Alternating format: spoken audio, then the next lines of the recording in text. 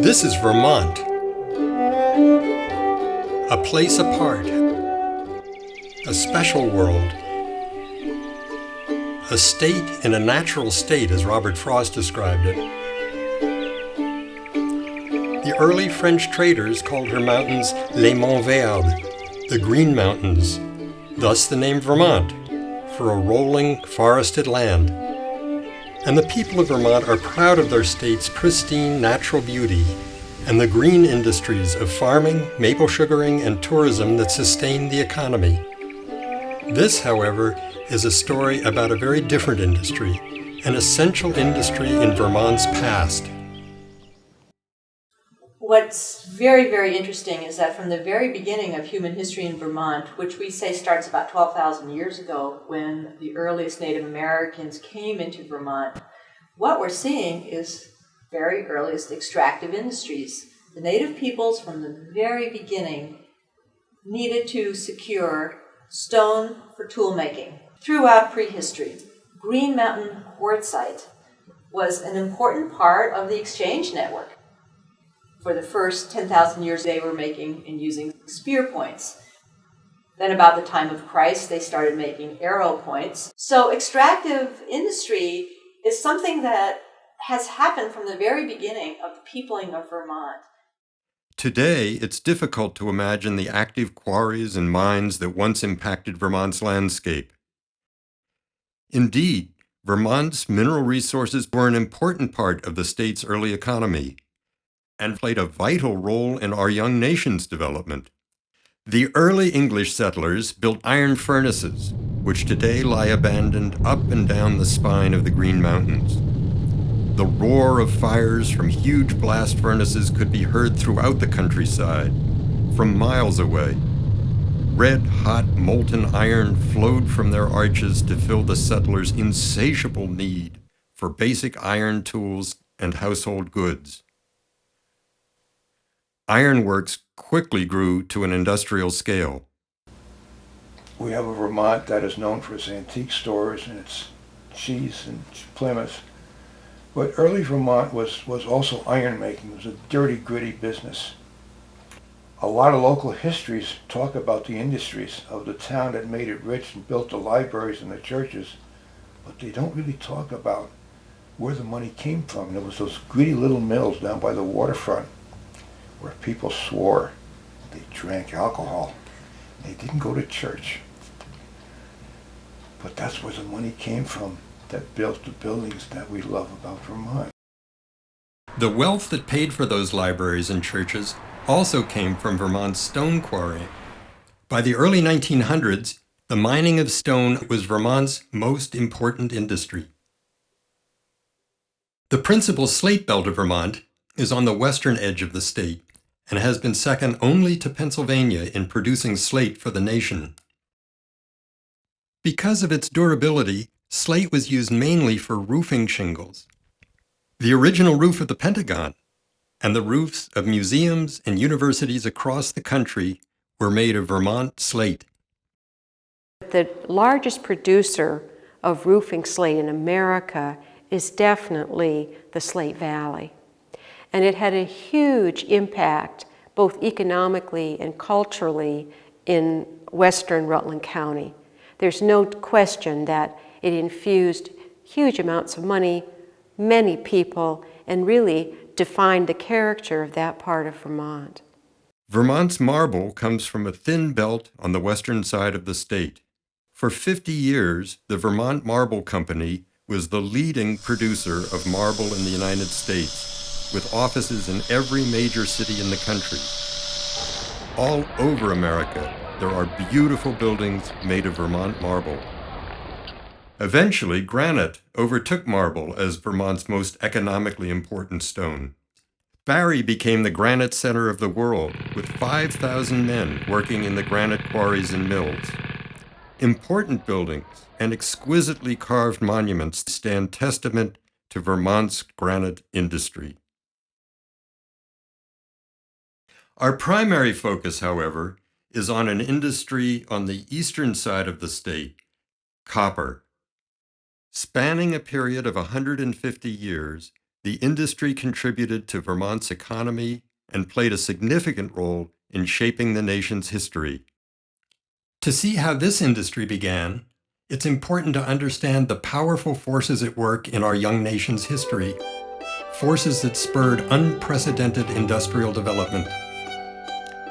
In the early 1800s, the colonies carried on a very profitable trade with foreign countries.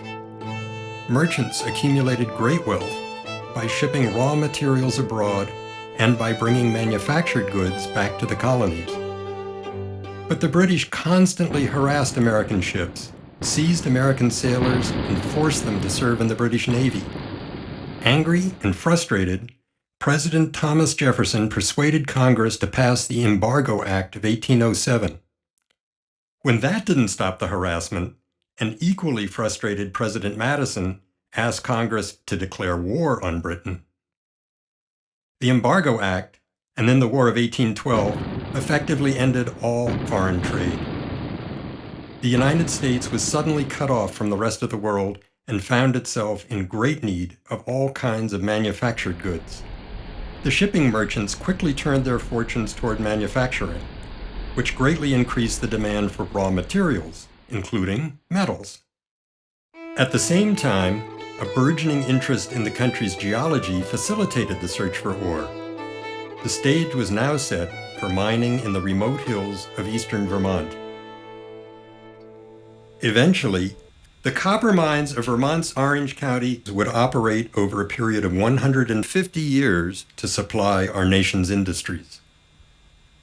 The origin of the vein of ore containing the copper goes back 400 million years. Picture a narrow ocean basin bounded on the west by continental mountains, and on the east by an arc of volcanoes. These volcanoes are spewing into the atmosphere and also into the ocean basin lavas, ash, and hot gases. These hot gases and hot fluids contain dissolved metals. As these fluids get into the water saturated sediments in the ocean basin, they cool and they precipitate metal sulfide minerals. These metal sulfides are eventually the minerals that will be mined at the Elizabeth mine and the other mines.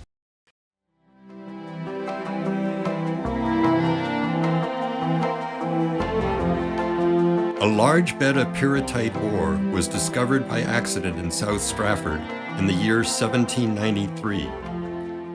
While tapping maple trees, two men noticed a rusty stain in the melting snow. Recognizing it as iron oxide, local men attempted to extract iron from the ore, but it took outsiders with money and technical know-how to make the mining pay.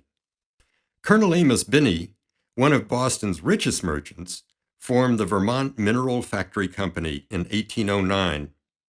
Instead of extracting the iron, however, the company processed the pyrrhotite ore to produce iron sulfate, an important industrial product. Although it contains no copper, this compound is known as Copperas. These are the waste piles that remained from processing the ore. Water was run through them to leach out the sulfate. The resulting solution was gravity-fed downhill into large lead vats in the factory below. There it was heated and evaporated into crystals.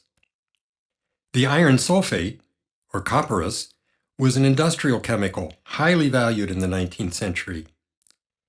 It was used in tanning leather and in making medicines, inks, disinfectants, and dyes.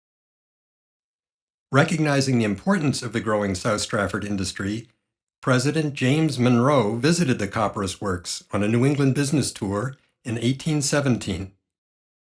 By the early 1830s, the company was shipping 1,000 tons of copperas a year to every state in the Union, dominating the American copperas market. In the 1880s, copperas became available as a byproduct of steel production. As a result, prices plummeted. The Vermont Mineral Factory Company closed down after more than 70 years of providing an essential industrial compound in the nation. Located in a small village in the remote hills of Vermont, it had become one of the largest, most successful, and longest operating copperas works in 19th century America. The company had also begun copper production back in 1830. As the miners dug deeper for the copperas ore, they came upon increasing amounts of another ore, chalcopyrite, which contains copper. Colonel Binney knew the great value of copper to the shipbuilding industry. It was used as a sheath on the hulls of wooden sailing ships to protect them from the highly destructive shipworms. And so began the mine's long history as a copper mine. In 1831, Dr. Amos Binney, Colonel Binney's son, undertook a bold and risky experiment, smelting the ore on site. This was the country's very first large-scale copper smelting plant located at a mine. Soon, another wealthy outsider arrived in Stratford from Baltimore, Maryland, where he had amassed a fortune as the major supplier of chrome to the world. For a period of time there in 1833 and 1834, he oversaw the copper smelting works here in South Stratford and experimented with a hot blast and anthracite coal.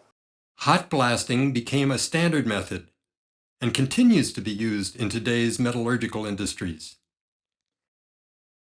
By successfully blending science and business, Isaac Tyson became one of the truly great industrialists of the first half of the 19th century.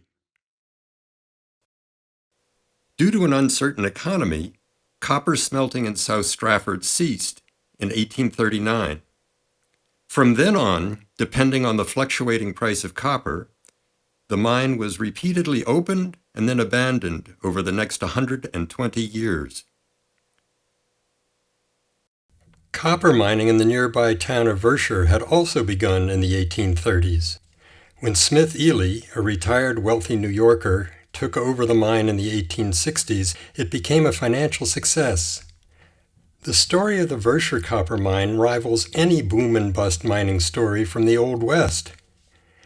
The coming of the railroad was a tremendous boom. Industrial demand for copper rose, and the Civil War added to the demand. Prices climbed, production increased, and the mine flourished. Over the following decade, the Ely mine underwent explosive growth. The main shaft was sunk to 1,500 feet. A smelting plant was repeatedly expanded to become a massive building, extending an extraordinary 700 feet in length, and it held 24 huge, belching furnaces. A giant flue was erected by hand, stone by laborious stone, a full quarter of a mile to the top of the hill. The company built a huge store, a new school building, a grist mill, shops, a livery stable, and 70 company houses for the miners. Where there had been only peaceful forests, there now appeared a bustling, noisy, prosperous boomtown of almost 2,000 people. By 1880, the Vermont Copper Mining Company achieved its greatest productivity, 3 million pounds of copper. Over 800 employees, mostly Cornish and Irish, were on the payroll. The Vermont Copper Mining Company had become one of the largest and most influential industries in the state. Suddenly, a serious downslide began. The price of copper fell. The ore thinned out, and the business went into crippling debt. Ely's golden age had come to an abrupt end. The once thriving village completely disappeared. Little evidence remains of the booming Ely mine that at one time was the third largest producing copper mine in the nation. Corinth was the third location for copper mines. There were 3 distinct and separate mines on Pike Hill: the Eureka, the Union, and the Smith mine. They were first worked seriously in the 1860s. Both the Union and the Eureka supplied essential copper to the Northern soldiers throughout the Civil War. In the late 1870s, Smith Ely, of the Ely mine, purchased the Union property. Thus commenced the boom years for the Union mine. However, within 4 years, the ore pinched out and the mine was abandoned. Several attempts were made to resurrect the Ely and Pike Hill mines, but they were only briefly successful. Just as the Ely's boom years were coming to an end, the South Stratford mine was reopened. In the 1880s, James Tyson, Isaac's son, capitalized a new company and named it the Elizabeth Mining Company in honor of his wife. For the next 20 years, James and his son James Jr.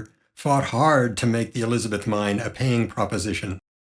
Like his grandfather, James Tyson Jr. was inventive, designing new systems that vastly improved production. In the end, though, none of this was enough. In 1901, the price of copper fell once again, and James wrote in July of that year, "We are doing no good as we are working now. A slight drop in the price of copper would shut us down."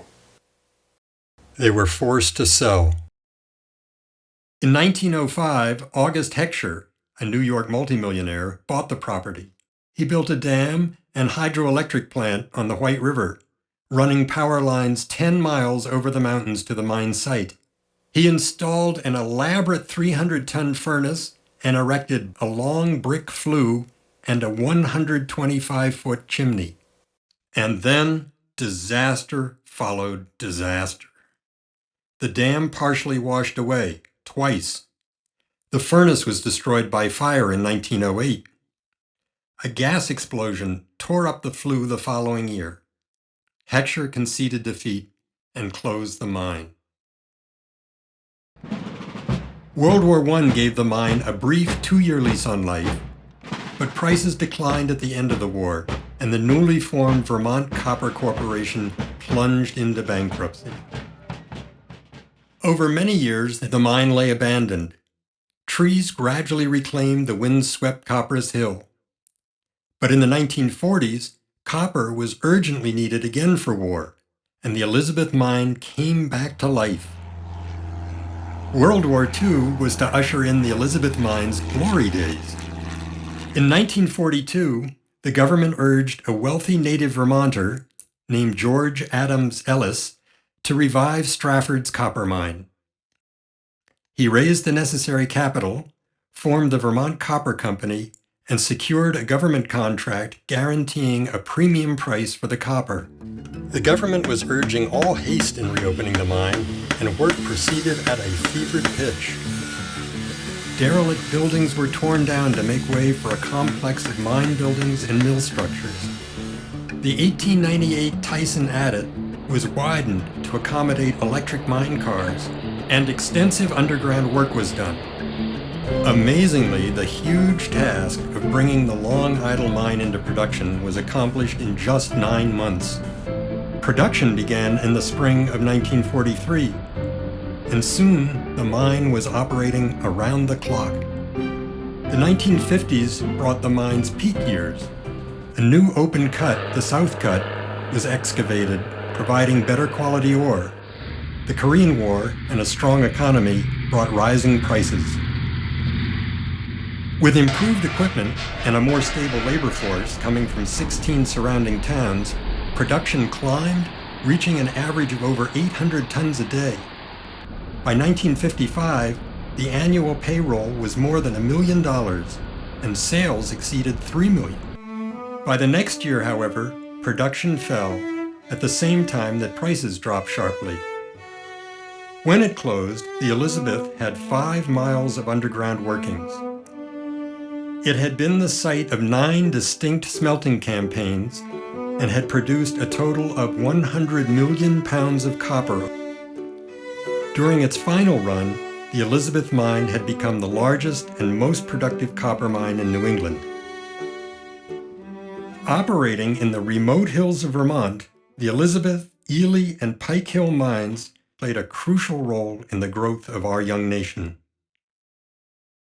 None of this would have happened without the wealthy outside investors with vision and courage who risked their fortunes on the uncertain promise of Vermont's copper.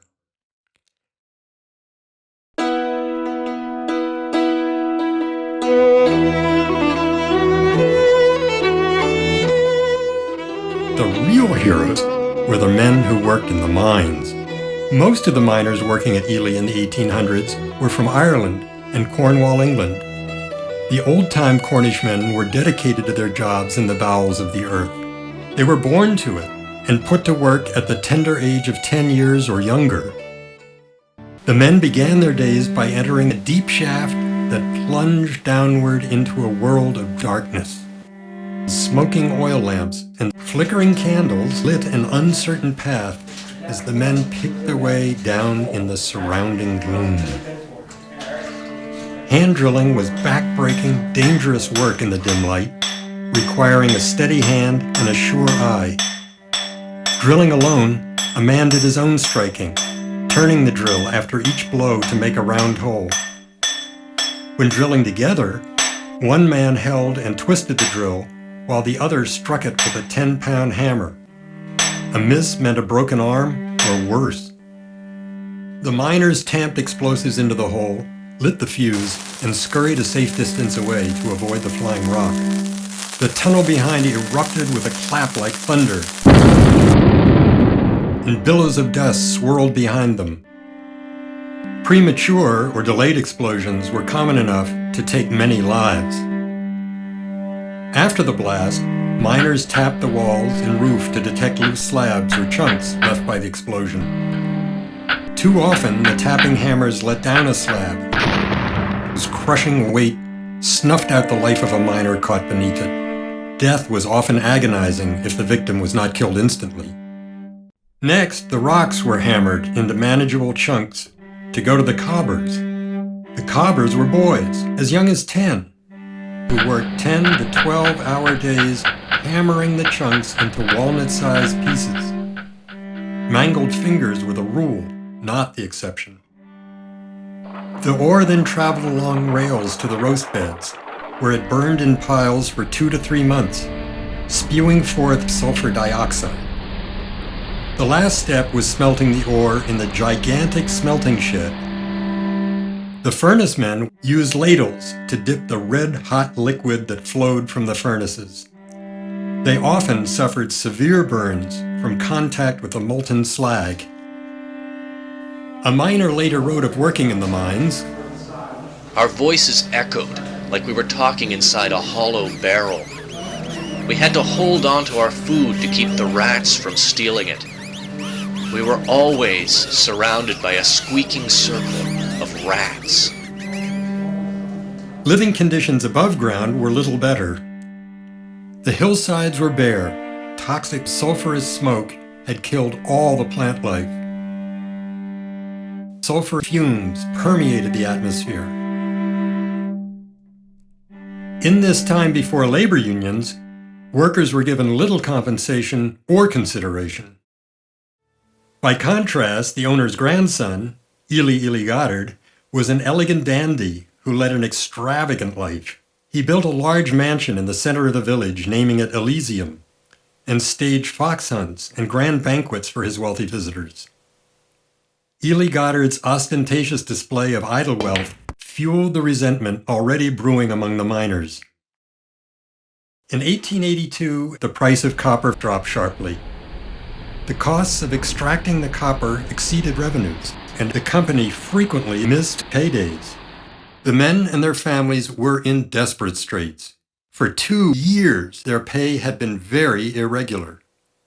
On a Saturday in 1883, the company threatened to shut down the mine altogether unless they accepted radically reduced wages. The miners had had enough and refused to work. On Monday, an angry mob of 150 men and women ransacked the company's store and captured the black powder supply. They surrounded the owner's house, shouting, "Bread or blood!"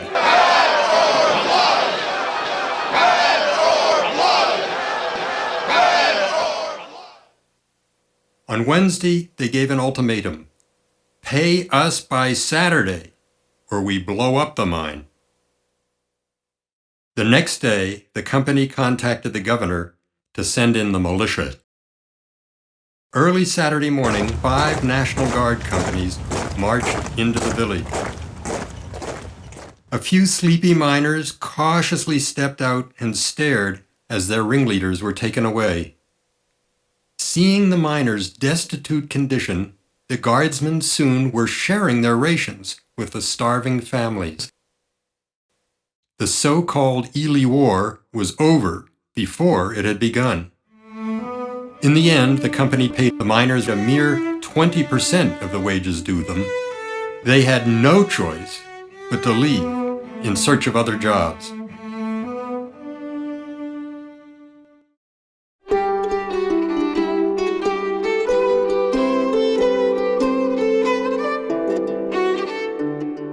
"60 years later, the Elizabeth mine in Stratford was reopened. Though separated by just 60 years, mining at the Elizabeth was worlds away from mining at the Ely. First of all, the pay was good. As Charlie Judd said, "The mine did a lot of good for a lot of people. The Elizabeth mine fed many a family." the Depression had hit people hard financially, and in the late 1930s, Vermont farms were struggling or failing. The opening of the copper mine made a tremendous difference to the region. Not only did the Elizabeth mine provide jobs, the pay was good. Elwyn Coburn said it best.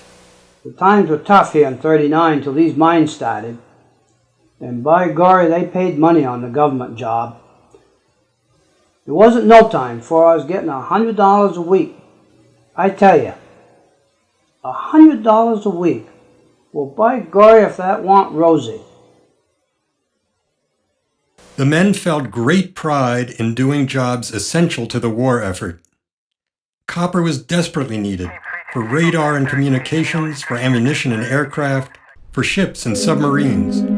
1,000 pounds of copper were required for a single fighter plane alone. The mine had a theme song. Roll out the copper, we got the Japs on the run. Roll out the copper, we're giving the Nazis a gun.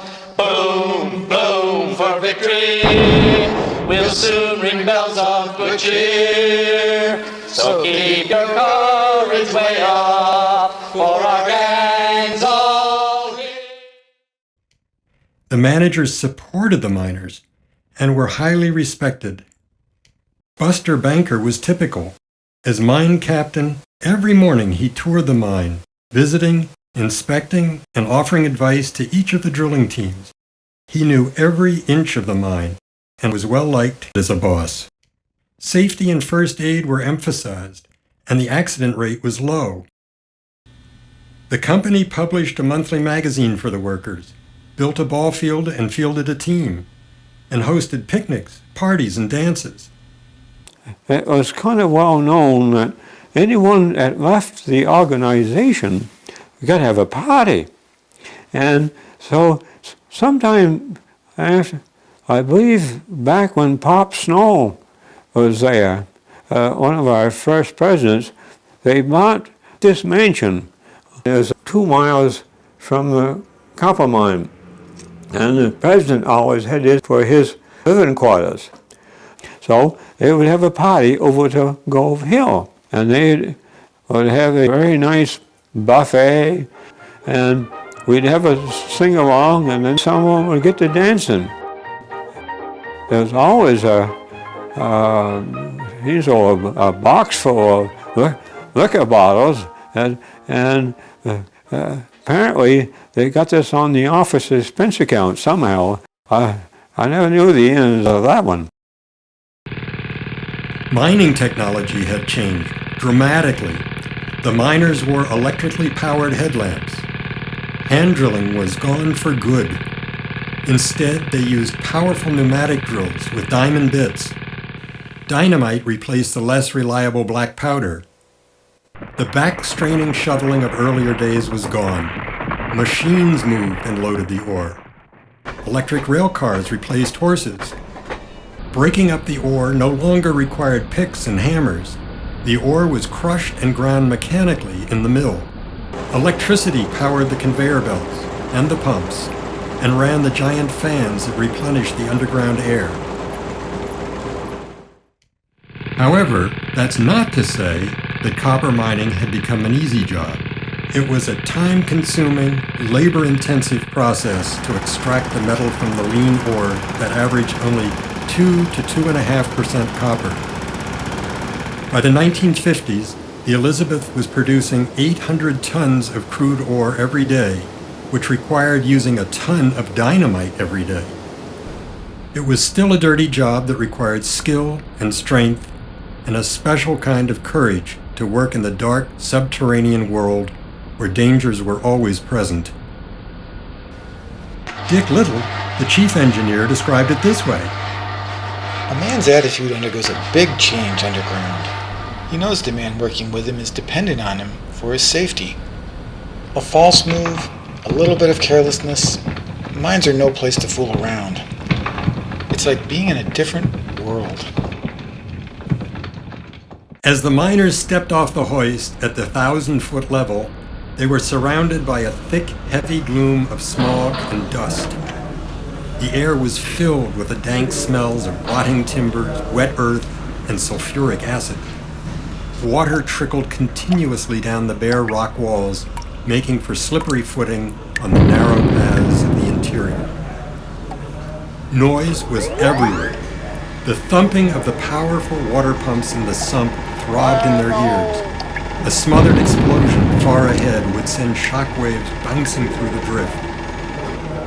The miner's day was a continuous cycle of drilling and blasting and moving the ore, and the noise was deafening.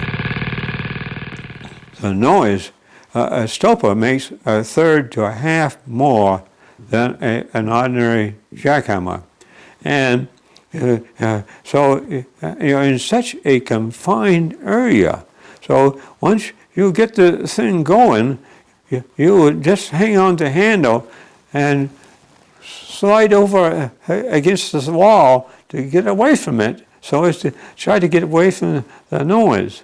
But it would bother my hearing, and so I would take lamb's wool and stuff my ears as tight as I could get them to help keep this noise out of my ears. Even then, at night at home, it would bother me to hear if I'd been drilling a lot that day. After blasting and scraping down the loose rocks from the walls, the men ran slushers and mucking machines to move the ore pieces through passes to waiting rail cars.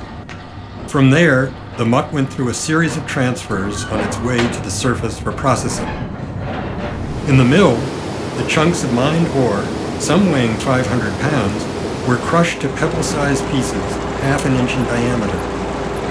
Then, in a chemical process called flotation, the 2% ore was converted into a concentrate of 25% copper.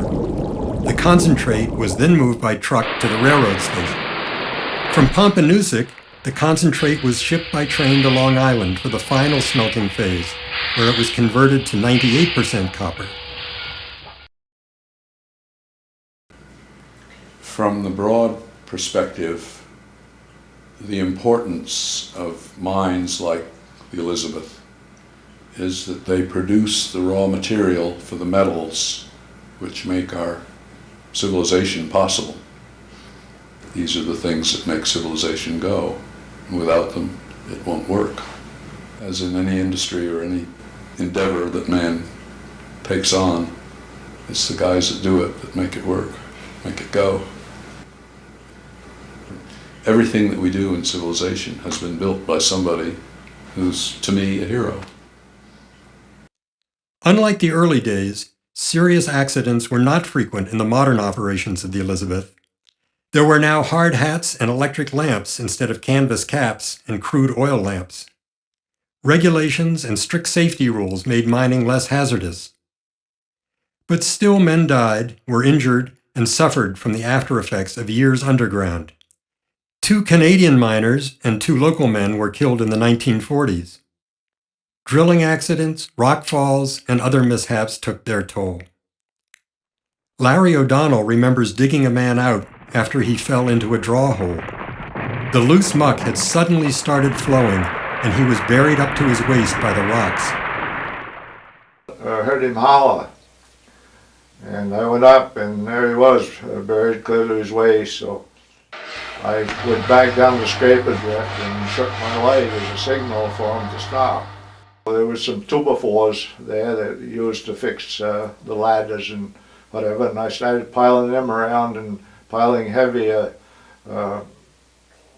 pieces of ore around so that, you know, kind of building a stone wall and tubaphore wall so it wouldn't come in on him anymore. Well, all at once I heard the scraper start again. So I hurried down the ladder and jumped in front of the bucket to stop him from scraping anymore. And I hurried back up and we dug him out. We got all of him out of there, but one boot. And he was worried about that boot, brand new boot. But we finally scraped his boot out and didn't hurt it any. Just got a little dirty. But he had no compassion for himself at all. He was just worried about his boots. The hazards at the Elizabeth mine were brought home forcefully by a 1952 hoisting accident that injured 8 men and shut the mine down for a week. Charlie Metcalf lost an arm and a leg in that accident. There were 8 of us on the elevator going up, and we kept right on it going, right straight up, right up through the hole, and then 50 feet more to the top of the A-frame. When we hit the top, we were going so fast, it drove my head right into the roof of the elevator and knocked me out. There was a big shiv wheel up there. I guess that weighed about 1.5 tons. That came down top of me on the ground and cut my arm and my leg off. When I come to, I was on the ground lying in a deep snow, and it was all over with right there.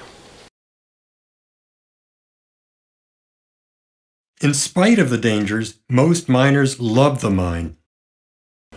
They're down there because they want to be. They love it. The miners took fierce pride in their work. What they did, most men wouldn't or couldn't do. And it required teamwork. A special bonding results when men have to depend on and trust each other with their lives. The guys you worked with were a pretty rough bunch, but anyone would help you out if you needed it. If you were in trouble, they were there.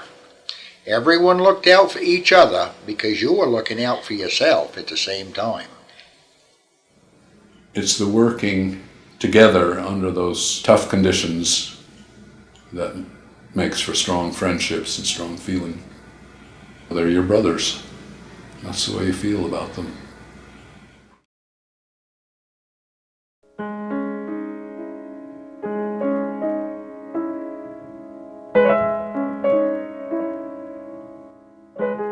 The mine has now long been closed. The men are gone, and many have since died. Buildings are abandoned and crumbling. And the present-day legacy of the mine is huge piles of waste remaining above ground. After the concentrate was collected, all of the leftover material was pumped into a settling pond in the valley below the mine buildings. The tailings eventually spread out to fill the valley. When the Elizabeth mine closed in 1958, a total of 47 acres of waste remained. 12 of those acres contain the colorful leach piles left from the production of Copperas. The 2 piles created there during the last active period cover 35 acres and contain well over 4 million tons of material. The final chapter of the copper mines is unfolding now in the 21st century, and it involves those waste piles.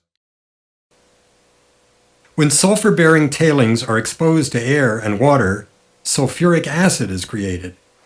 The acid runoff dissolves metals in the tailings into surface and groundwater. The surface water from the site then drains into the west branch of the Ompompanoosuc River, which in turn flows into the Connecticut River, 8.5 miles downstream.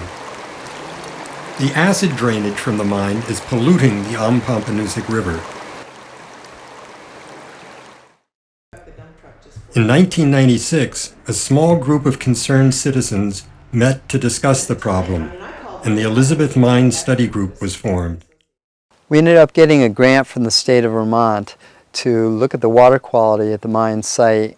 We recruited over 50 volunteers to collect water samples, and then the U.S. Geological Survey studied the samples and determined that every day there were more than 500 pounds of metals coming out of the mine site and getting deposited on the bottom of the west branch of the Pompanousek River.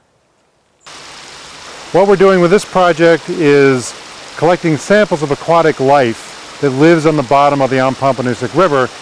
They're picking up rocks off the bottom, rubbing them off, and dislodging critters that are getting carried into the net.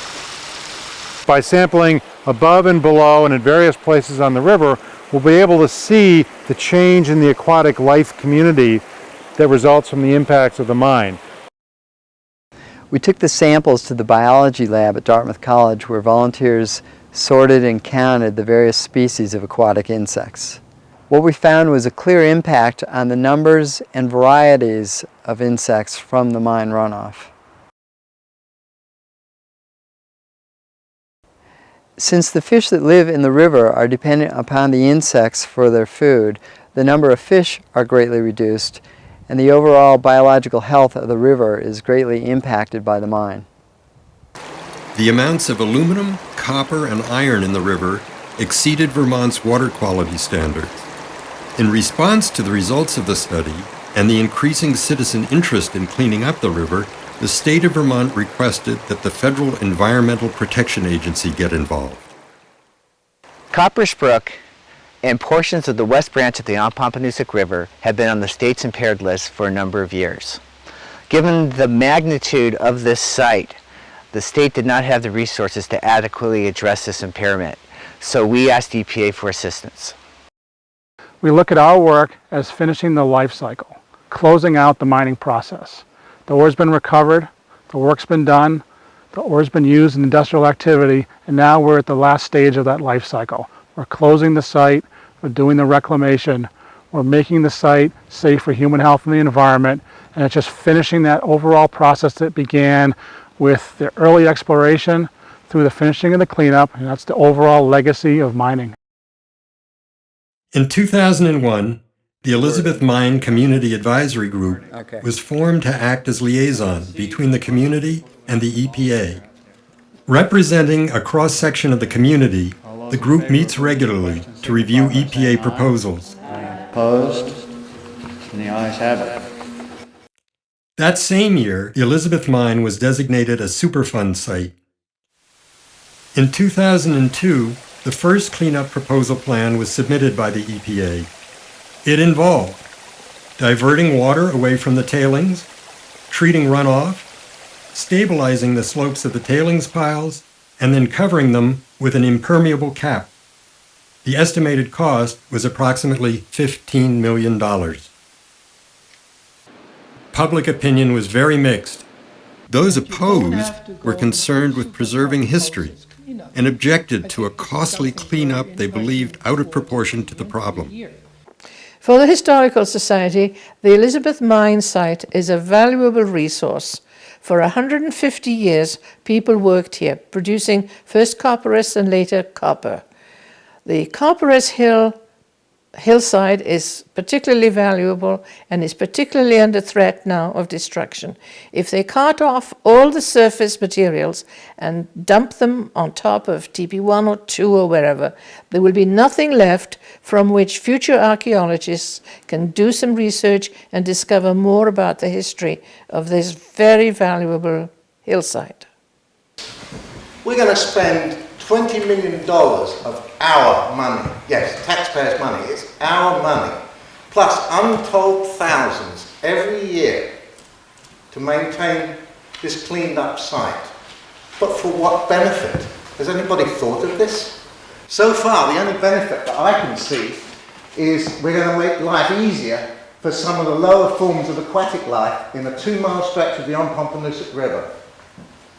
Superfund wasn't designed for the kind of site that we have here. Superfund was designed for situations like Love Canal.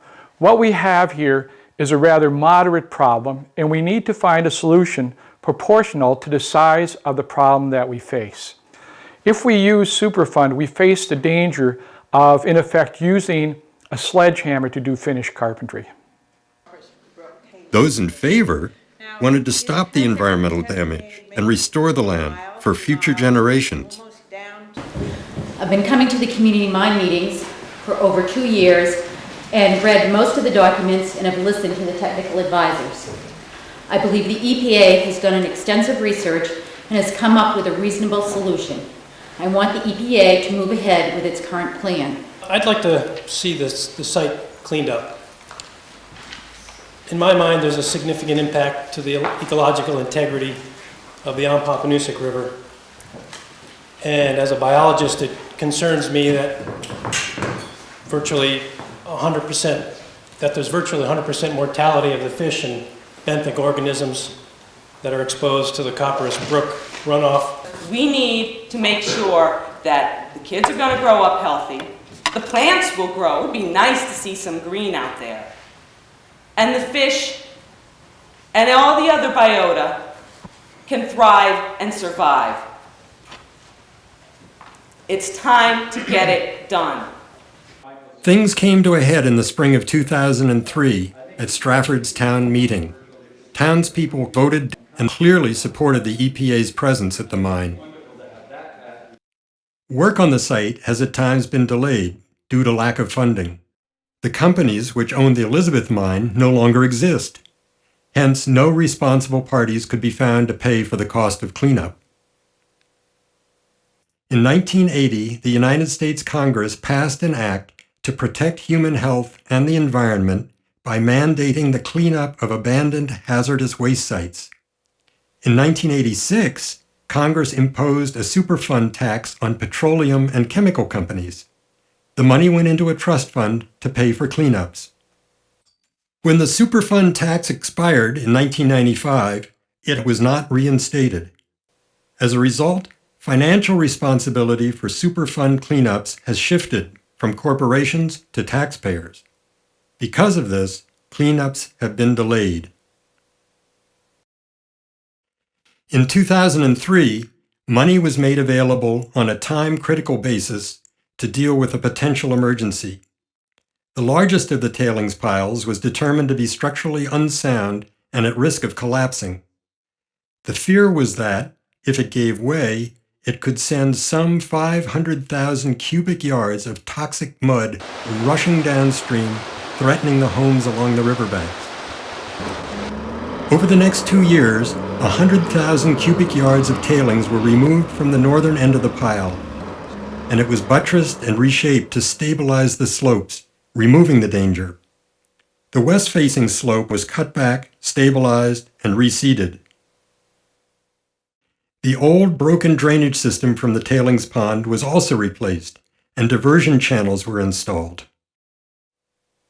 In 2006 and 2007, additional surface and groundwater ditches around the contaminating tailings piles were installed and extended to keep water from draining through the two piles.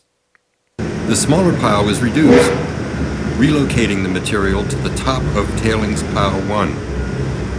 The corrective work caused increased iron oxide to be released, and the color of the river turned a bright orange the next summer. An interim iron removal system was installed to correct the increased iron loading. Behind me you can see the treatment system that the Army Corps of Engineers built for the EPA this year at the Elizabeth mine. What we do is we collect the water that seeps from the toe of TP1 and we pump it up the hill to the white building, where we add lime and mix it, and then discharge it to the settling pond. We let the water sit there for about a day, during which time we're able to remove 99% of the iron and discharge cleaner water back to the Pompanousek River and help improve the overall water quality. A tremendous amount of work is required to clean up such a large, complex site.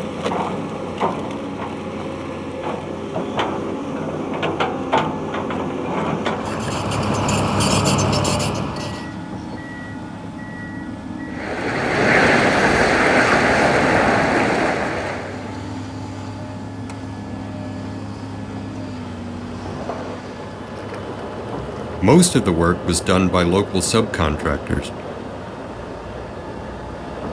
Northwoods is a family-owned and run excavation company here at Thetford, Vermont. We've been doing the dirt work for the last 5 years. We've been here for a total of 8.